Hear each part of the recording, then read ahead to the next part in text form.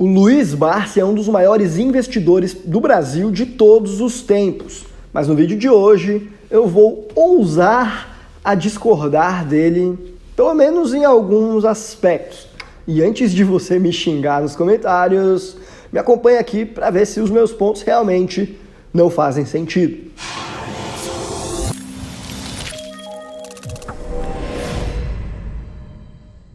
Pessoal, eu me chamo Guilherme, a Capital Global é uma empresa especializada em estratégias de internacionalização. E é por isso que aqui no YouTube nós conversamos sobre você ter patrimônio fora do Brasil, ter um negócio sem fronteiras, ter um estilo de vida mais global também, aplicar a teoria das bandeiras na prática para que isso possa te proporcionar maior independência e liberdade financeira e também dos problemas do nosso país de origem. Então, se você gosta desse tipo de conteúdo, considere se inscrever no canal, ativar o botão das notificações clicando no sininho e, é claro, não esquece de clicar no botão de gostei também.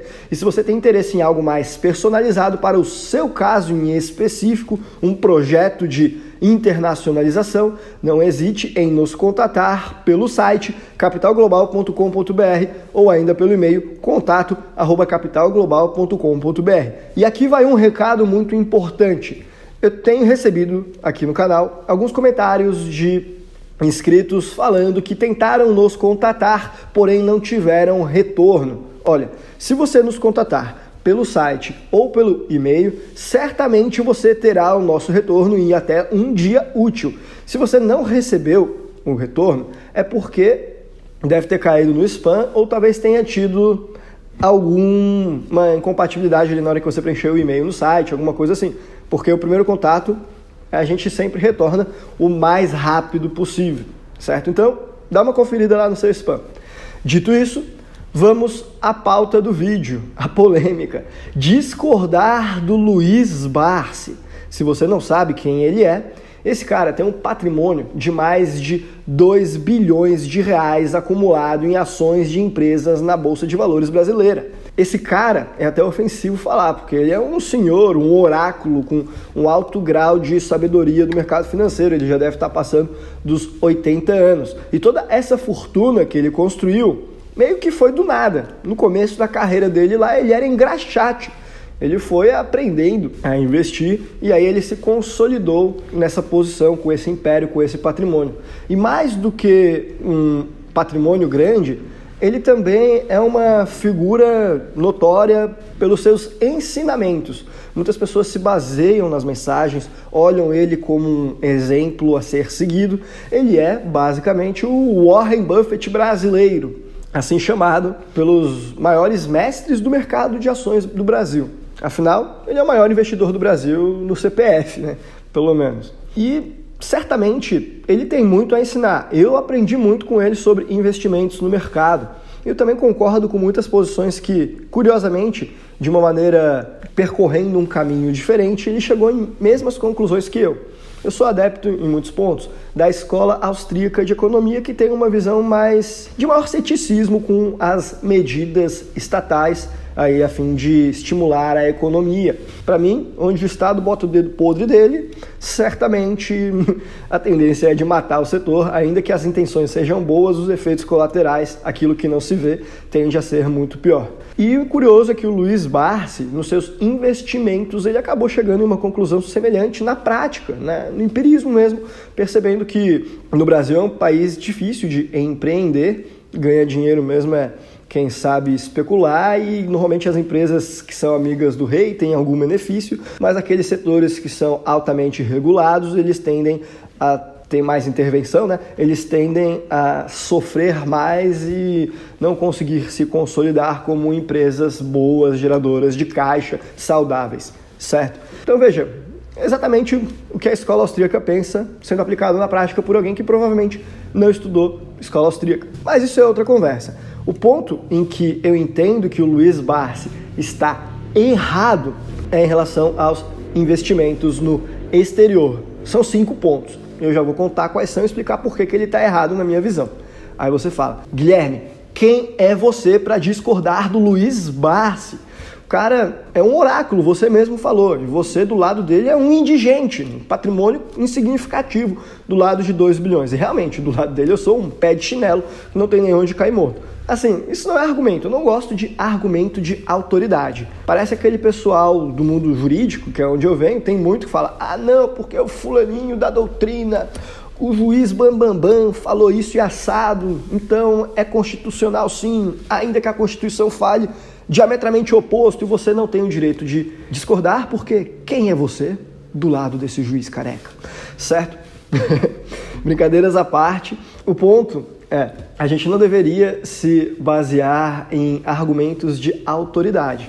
Se amanhã ou depois o Neil Armstrong, aquele cara que foi para a Lua, falar que a Terra é plana, ele tem autoridade, o cara foi para a Lua, mas não significa que a Terra realmente é plana. Ou ainda se o Warren Buffett decidir vender todas as ações dele para investir em uma pirâmide de cassino brasileiro, eu continuo achando que o Warren Buffett é autoridade, mas não é porque ele fez isso que ele está certo. Eu vou falar que ele meio que desandou, eu vou basear na lógica, nos argumentos lógicos que ele teve antes, ainda que ele tenha se desvirtuado em algum momento da vida, nesse meu exemplo aqui. É lógico que ele não fez isso. Então, ainda que ele seja muito maior do que eu peço licença para poder discordar. E digo mais, há vários brasileiros que são muito maiores do que o Luiz Barsi em termos de patrimônio e que concordam comigo no que eu vou falar em seguida. Na verdade, o Luiz Barsi, ele está nadando contra a corrente. Se você for ver aquele meu vídeo, o que os grandes bilionários do Brasil têm em comum, você vai ver que no top 10 ali, ele nem tá, né? Mas ele pensa diferente do top 10, quando o assunto é patrimônio no exterior. E quais são, então, os 5 erros do Luiz Barsi quanto a patrimônio no exterior? O primeiro é acreditar que investir fora do Brasil não vale a pena por causa da dificuldade em remeter valores para o exterior. Eu não acho nem que ele está errado, eu acho que ele está desatualizado. Porque na década de 80, 90, quando ele construiu boa parte do patrimônio dele, realmente investir no exterior, fazer uma remessa internacional, fechar câmbio, era algo extremamente caro, complicado e que a maior parte das pessoas desistia no meio do processo. Porém, os tempos mudaram.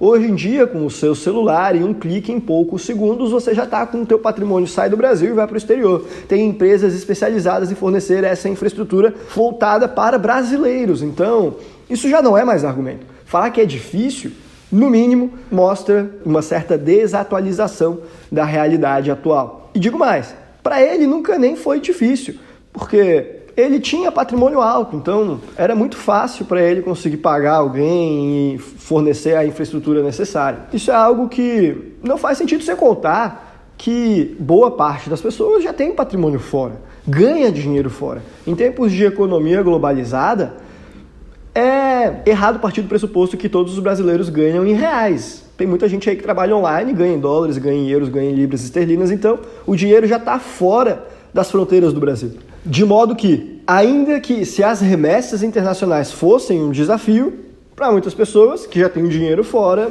esse é um desafio já superado. E aí o segundo erro do Warren Buffett brasileiro, Luiz Barsi, quando o assunto é investimentos no exterior, é entender que não vale a pena porque o dólar é muito caro. E aí quando você manda o seu patrimônio para dólares, você acaba perdendo por causa da troca do câmbio aí, que o real está desvalorizado. O que, novamente, eu discordo. Na verdade, você já perdeu com a desvalorização. Isso aí é uma perda não realizada. Você só não assumiu a perda, mas ela já ocorreu. O mundo, ele é cotado em dólares, queira você ou não. E se você está vendo com uma régua que agrada mais os seus olhos, não significa que você está de outra realidade. Aquilo lá, se você pegar com a régua mundial, o dólar é uma coisa. E é aquela que o mundo olha. O pão que você compra da padaria é em dólares. O celular que eu uso para gravar os vídeos, eu comprei em reais, porém, ele é cotado em dólares, porque ele é fabricado de forma internacional. Então, isso aí é uma certa ilusão. Dizer que o dólar está caro, então é melhor deixar o patrimônio no Brasil. Pelo contrário, é pior, porque a tendência no longo prazo é que o real perca poder de compra em relação aos dólares. E isso é quase que um consenso entre a maior parte dos economistas brasileiros, independente de qual escola ele vem. E eu já falei mais sobre isso em um outro vídeo que eu gravei até lá em Amsterdã, sobre a alta do dólar, alguma coisa assim, teoria do Big Mac e tal, que eu vou deixar aqui no izinho para que você possa conferir. Aquele vídeo é um dos mais interessantes no canal, diga-se de passagem. Aí você vê os dois argumentos. Difícil de fazer remessa internacional, não é. Alta do dólar, ao meu ver, indiferente. O terceiro argumento dele é que você, quando investe no exterior, não sabe bem quem é o custodiante que recebe o seu dinheiro. Se você perguntar para a maior parte dos brasileiros, eles também não sabem quem é o custodiante do dinheiro dele quando ele investe na bolsa, não. Mas eu entendi o que o Luiz Barsi quis dizer com isso. O que ocorre é que muitas vezes quando você vai investir fora, sobretudo em Forex, em algum mercado de criptomoedas, em alguma exchange, elas ficam em lugares tipo Ilhas Maurícios, Cyprus, Seychelles, Curaçao, lugares que a justiça protege o empresário e dane-se você que deixou dinheiro lá. Se você quiser reaver esses valores porque não foi pago, boa sorte. Essas são as regras do jogo, não vou fazer juízo de valor aqui. Eu acho que para muitos pontos é até bom ter esse tipo de estrutura, mas o fato é que se você for vítima de um golpista nessa situação, vai ser difícil de você recuperar os valores que foram perdidos. Porém, esse argumento vale para Forex. E assim, cada um tem a sua responsabilidade com o próprio dinheiro.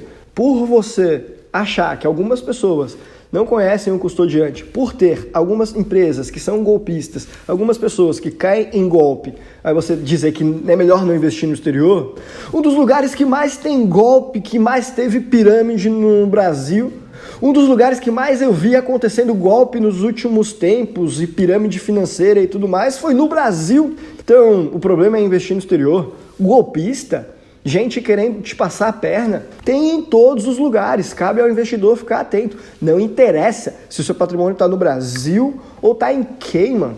Tem gente honesta e tem gente má em qualquer lugar. Então, esse é mais um argumento que não faz diferença. Não conhecer um custodiante é sim um problema. Conheça, saiba onde você está colocando o seu dinheiro. Seja você que investe no Brasil, seja você que investe na Bolsa Americana, em Forex ou em criptomoedas. Dando segmento, o quarto ponto pelo qual o Luiz Barsi fala que investir no exterior não vale a pena é porque ele fala que é longe.